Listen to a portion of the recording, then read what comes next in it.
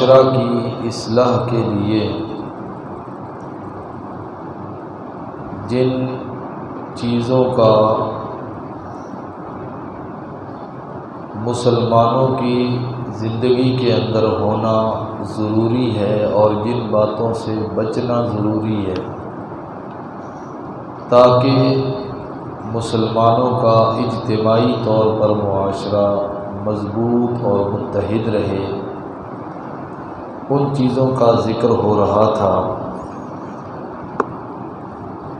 اس کے ضمن میں اللہ نے ایک بات یہ بیان فرمائی کہ کسی کو حقیر سمجھ کے اس کا مذاق نہیں اڑانا، نہ مرد یہ کام کریں اور نہ ہی عورتیں یہ کام کریں۔ کسی کے اندر عیب تلاش نہیں کرنا، کسی کو برے نام سے نہیں پکارنا اور آواز لگانا۔ اب آگے کچھ چیزیں اور ہیں۔ فرمایا یا ایھا الذین آمنوا، اے ایمان والو، اجتنبوا کثیرا من الظن، برے برے گمانوں سے بچنا ہے۔ ان بعض الظن اثم، بے شک یہ بدگمانی جو ہے یہ گناہ ہے۔ نبی علیہ الصلوۃ والسلام کی حدیث ہے ایاکم والظن فإن الظن اکذب الحدیث، کسی کے بارے میں ویسے گمان کر لینا یہ بندہ ایسا ہے، یہ ایسا ہے۔ نبی علیہ السلام نے فرمایا ان چیزوں سے بچو، یہ سب سے بڑا جھوٹ ہے جب بندہ کسی کے بارے میں ویسے ہی بدگمانی پیدا کر لے۔ سب سے پہلی چیز تو اللہ رب العزت کے بارے میں بندے کو بدگمان نہیں ہونا چاہیے۔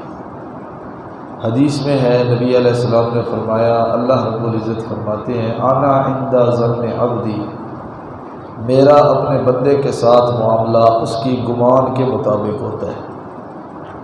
اللہ فرماتے ہیں اگر بندہ میرے بارے میں اچھا گمان کرتا ہے تو مجھے ویسا ہی پائے گا، اور اگر میرے بارے میں برا گمان رکھتا ہے تو یہ اس کے لیے وبال ہے۔ تو سب سے پہلی چیز انسان کو اپنے اللہ کے بارے میں بدگمان نہیں ہونا چاہیے۔ کوئی پریشانی، کوئی بیماری، کوئی دکھ، کوئی تکلیف، کوئی غم انسان پہ آ جائے اور انسان کہے اس دکھ کے لیے میں ہی ملا تھا، یا اس بیماری کے لیے، اس غمی کے لیے، اس پریشانی کے لیے میرا گھر ہی نظر آیا تھا اللہ، یہ اللہ کے بارے میں بدگمانی ہے۔ تو سب سے پہلے اللہ رب العزت کے بارے میں بدگمانی سے بچنا ہے، کیونکہ یہ بات طے ہے اور یہ بات یقینی ہے کہ کسی موقع پر بھی اللہ رب العزت اپنے بندے کے ساتھ ظلم، زیادتی اور بے انصافی والا معاملہ نہیں کرتے۔ جب بھی کوئی ہوگا بندے کے ساتھ معاملہ، وہ ظلم و زیادتی نہیں ہوگا، کیونکہ اللہ رب العزت ظلم سے، زیادتی سے پاک ہے۔ وَوَاللَّهُ يُرِيدُ ظُلْمًا لِلْعَالَمِينَ وَوَاللَّهُ يُرِيدُ ظُلْمًا لِلْعِبَادِ، اللہ اپنے بندوں پہ ظلم کا ارادہ بھی نہیں کرتے، صرف بندے نہیں بلکہ جتنی جہان ہے اور جہان کے جتنے افراد ہیں، جتنی مخلوقات ہیں، اللہ رب العزت کسی کے ساتھ بھی ظلم و زیادتی اور ناانصافی کا ارادہ بھی نہیں فرماتے۔ یہ تو منافقین کے بارے میں آتا ہے قرآن مجید میں کہ وَتَظُنُّونَ بِاللَّهِ، منافقین کے بارے میں آتا ہے کہ وہ اللہ رب العزت کے بارے میں برے برے گمان کی قائم کیا کرتے تھے، اور اہل ایمان عین جنگ کی حالت میں، عین پریشانی کی حالت میں، سامنے موت نظر آ رہی ہے، اس حالت کے اندر بھی اہل ایمان کہتے تھے ھذا ما وعدنا اللہ ورسولہ وصدق اللہ ورسولہ، اللہ اور اللہ کے رسول کا کہا ہوا بھی سچ ہے اور یہ وہی ہے جو اللہ اور اس کے اللہ کے رسول نے ہمارے ساتھ وعدہ کیا۔ تو سب سے پہلی چیز اللہ کے بارے میں بدگمان نہیں ہونا، کسی موقع پر بھی نہیں ہونا۔ انسان کے اوپر جو حالات آ جائیں، جیسے بن جائیں، اللہ رب العزت کے فیصلے پہ اور اللہ رب العزت کی قضا پہ بندے کو ہر وقت راضی رہنا چاہیے۔ اور دوسری چیز ایک دوسرے کے بارے میں بھی بدگمانی بغیر سوچے سمجھے بغیر تحقیق تفتیش کے کسی کے بارے میں یہ قائم نہیں کر لینا۔ کسی آدمی سے ملاقات ہوئی، آگے گیا، بندہ کہا یار یہ مجھے بندہ اچھا نہیں مجھے لگ رہا، یہ برا آدمی، بھئی آپ کو کیا برائی اس کے اندر نظر آ گئی؟ کسی کے بارے میں بدگمانی نہیں کرنی۔ کسی آدمی کا ظاہری حلیہ، ظاہری اس کا لباس، ظاہری اس کے اقوال، کردار، رفتار اچھا ہے، اس کے بارے میں اچھا گمان کرو۔ اس ایک آدمی کا ظاہری طور پر ہی فاسق، فاجر، غلط نظر آ رہا ہے تو اس کی الگ بات ہے، وگرنہ مسلمان آدمی بظاہر وہ نمازی ہے، اچھا ہے، اس کے بارے میں اچھا گمان رکھنا چاہیے۔ ہاں اگر کوئی چیز تمہیں اس کی سامنے نظر آ جائے تو پھر اس کے بارے میں جو تمہارا ذہن بنتا ہے، جو تمہارے دل میں آتی ہے، وہ ایک الگ بات ہے۔ آگے فرمایا وَلَا تَجَسَّسُوا، جاسوسی نہیں کرنی، کسی کی عیب کی ٹوہ کے اندر نہیں لگے رہنا، کسی آدمی کے پیچھے نہیں لگے رہنا کہ مجھے اس کی کوئی غلطی، کوئی خامی، کوئی کوتاہی، کوئی قصور، کسی جگہ پہ اس کا کوئی غلط بات، کوئی غلط قدم مجھے نظر آئے تاکہ مجھے پتہ چلے اور میں اس کو معاشرے کے اندر ذلیل کر سکوں۔ شریعت نے اس بات کی اجازت نہیں دی ہے۔ لا تجسسوا، کسی کے عیب تلاش کرنے کے لیے اس کے پیچھے نہیں لگنا۔ حدیث میں آتا ہے، ابو داؤد شریف کے اندر حدیث ہے، نبی علیہ السلام نے فرمایا اے وہ لوگوں جو اپنی زبان سے ابھی اسلام لائے ہو اور ایمان ان کے دل میں داخل نہیں ہوا، بچو غیبت سے اور بچو لوگوں کے عیب تلاش کرنے سے، اس لیے کہ جو بندہ کسی کے عیب کی تلاش میں لگ جاتا ہے پھر اللہ رب العزت بھی اس کے ساتھ وہی معاملہ فرما دیتے ہیں، اور جس کے ساتھ اللہ رب العزت یہ معاملہ فرما دے کہ اللہ رب العزت بھی اس کی عیب اور غلطیوں کو لوگوں کے سامنے ظاہر کرنا شروع کر دے، تو نبی علیہ السلام فرماتے ہیں جس کے ساتھ اللہ نے یہ معاملہ شروع کر دیا تو اللہ رب العزت اس بندے کو اپنے گھر کے اندر بیٹھے ہوئے ذلیل و رسوا کر دیتے ہیں۔ تو کسی کا ویسے بھی عیب اور کسی کی غلطی اگر نظر آئے تو اس کے بارے میں حکم ہے کہ اس کو چھپاؤ۔ من ستر مسلما ستر اللہ لہ یوم القیامہ، نبی علیہ السلام نے فرمایا جس نے کسی آدمی کے، مسلمان آدمی کے عیب کے اوپر پردہ ڈالا تو اللہ رب العزت قیامت کے دن اس کے عیوب کے اوپر پردہ ڈالیں گے۔ کتنی بڑی بشارت ہے، کتنی بڑی بشارت ہے۔ اللہ رب العزت کی ایک صفت ہے نا، ستار العیوب، یہ پڑھتے ہیں عبد الستار، یہ نام ہے نا عبد الستار۔ ستار کا معنی پردے ڈالنے والا، ستار کا معنی کیا ہے؟ پردے ڈالنے والا، ستار العیوب، اللہ کی یہ ایک صفت ہے، اللہ کا یہ ایک صفاتی نام ہے، عیبوں کے اوپر پردہ ڈالنے والی ذات۔ اگر اللہ تعالی ہمارے عیوب کو لوگوں کے سامنے ظاہر کر دے تو آپ میں سے کون ہے، میں یا آپ کون ہیں کہ جو لوگوں کے سامنے منہ دکھانے کے قابل ہیں؟ کتنے ہمارے اندر عیب ہیں، کتنی ہمارے اندر غلطیاں ہیں، کتنی ایسی باتیں ہیں جو ہم نے دوسروں سے چھپائی ہوئی ہیں لیکن ہمیں پتہ ہے، لیکن اللہ نے ہمارے ان عیبوں کے اوپر کیا ڈالا ہوا ہے؟ پردہ۔ اور اگر اللہ یہ پردہ ہٹا دے تو ہم میں سے کوئی بھی کسی کو منہ دکھانے کے قابل نہ رہے۔ تو اس لیے اللہ تعالیٰ جس طرح خود معاملہ فرماتے ہیں نا اپنی مخلوق کے ساتھ کہ عیبوں کے اوپر پردہ ڈالنے والا، اسی طرح اللہ ہمیں بھی حکم دیتے ہیں کہ کسی کے عیب تلاش کر کے اس کو لوگوں کے اندر اس کو ذلیل و رسوا نہ کرو، بلکہ اس کی پردہ پوشی کرو، اس کو چھپاؤ اور موقع ملتے ہی، وقت ملتے ہی اس کو سمجھاؤ، نہ یہ کہ لوگوں کے سامنے اس کی غلطیوں اور برائیوں کا خوب تذکرہ کرتے پھرو۔ ہاں ایک صورت ہے یہ، چونکہ اگلی بات آ رہی ہے نا وَلَا يَغْتَبْ بَعْضُكُمْ بَعْضًا، ایک دوسرے کی غیبت نہیں کرنی، کسی کا عیب بیان کرنا یہ غیبت ہے۔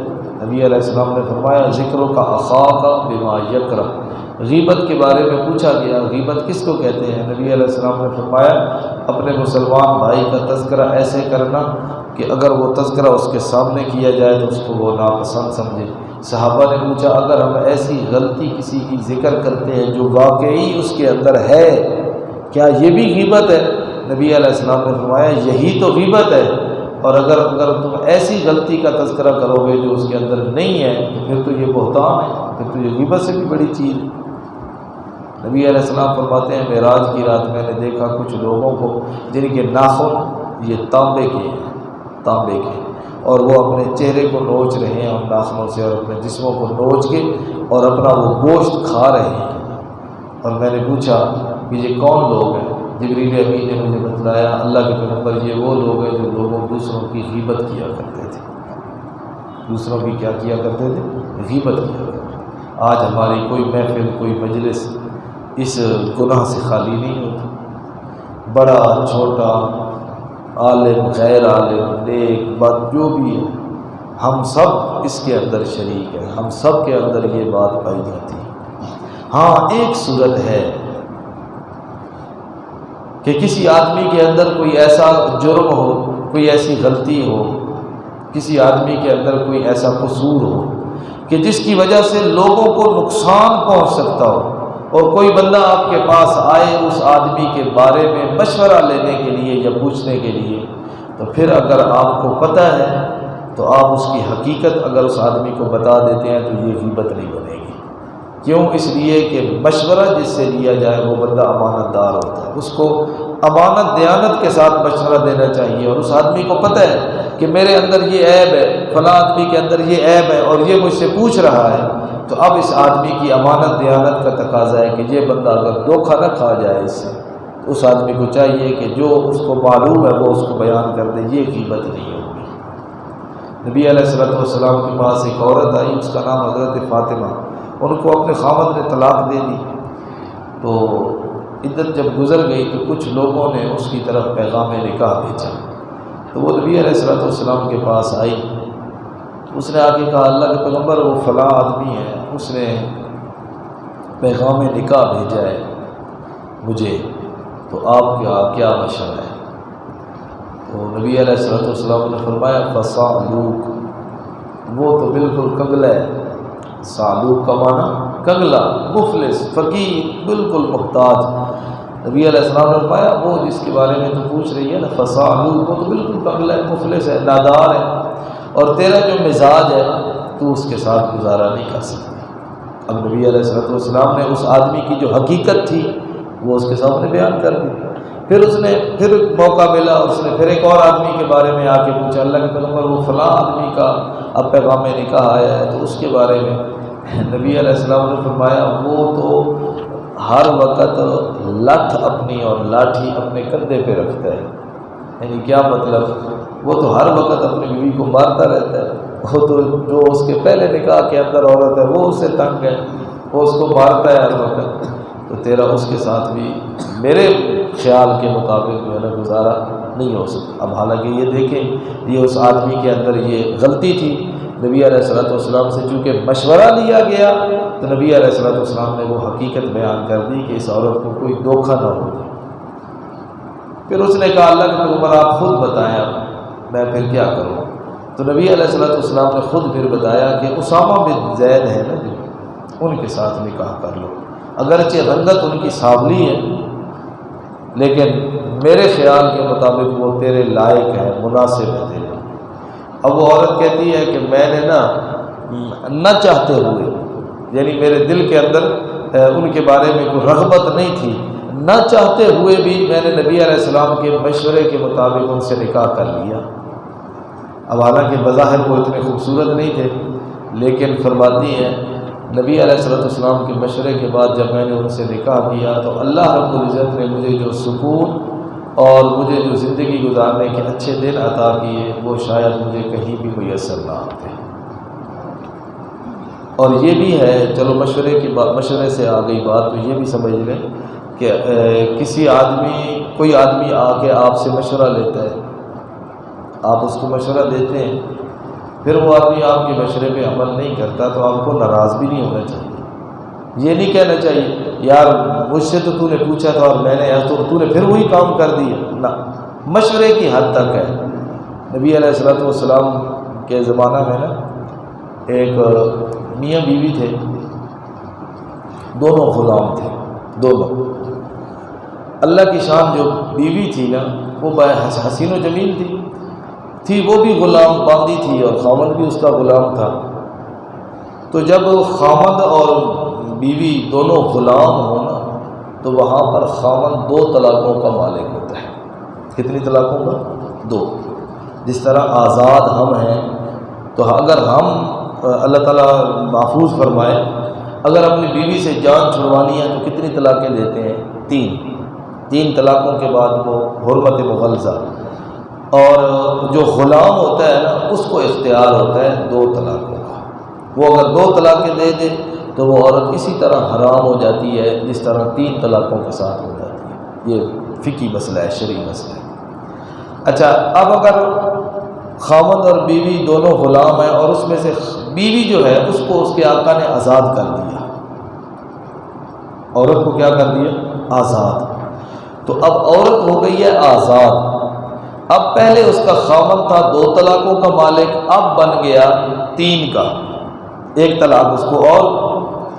تو اب اس موقع پر شریعت عورت کو اختیار دیتی ہے، چونکہ عورت کے اوپر 2 کے بجائے 3 کا آ رہی ہے ملکیت، کہ خاوند 2 کے بجائے 3 کا مالک بن رہا ہے اس عورت کی وجہ سے، تو عورت کو پھر شریعت اختیار دیتی ہے کہ اگر تو اس خاوند کے ساتھ رہنا چاہے تو ٹھیک، اور اگر تو کہے کہ میں اس کے ساتھ نہیں رہنا چاہتی، تو عورت اگر یہی کہہ دے نا میں نہیں رہنا چاہتی، خود بخود اس کو طلاق ہو جائے گی۔ عورت کو طلاق، مرد کو طلاق دینے کی ضرورت ہی نہیں۔ تو ہوا اسی طرح اس کی بیوی کو اس کے آقا نے آزاد کر دیا۔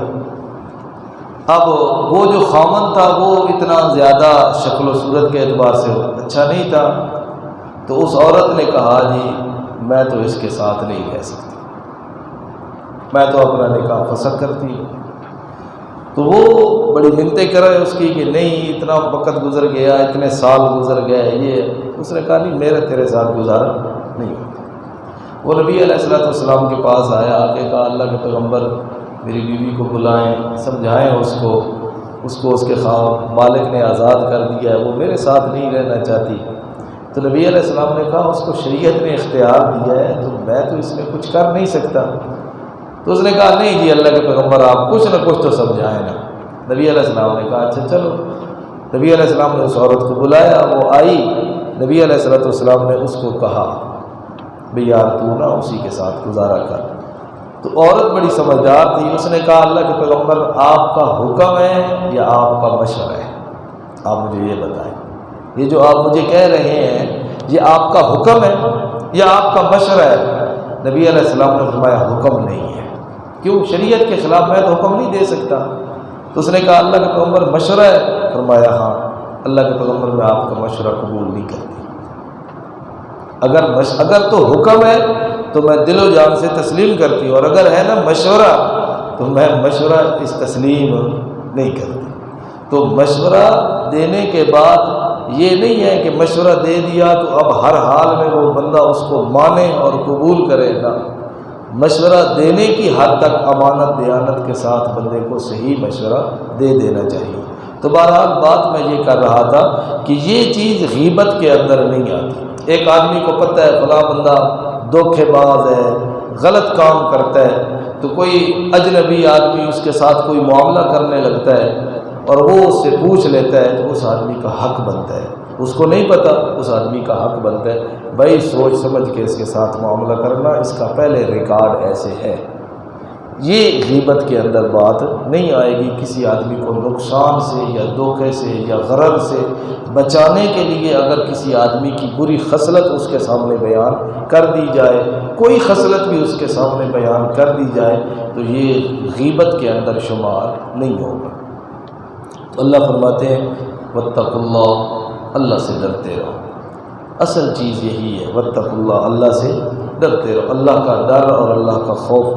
ان اللہ تواب الرحیم، بے شک اللہ توبہ قبول کرنے والے مہربان ہیں کہ اگر انسان نے یہ کام کیے اور انسان اس کے بعد توبہ طائب ہوتا ہے کہ یا اللہ میری غلطیوں کو معاف کر دے، تو اللہ توبہ قبول بھی کرتے ہیں اور اس آدمی پہ مہربانی بھی کرتے ہیں کہ اس کے گناہ کو معاف کر دیتے ہیں۔ اللہ پاک ہمیں کی توفیق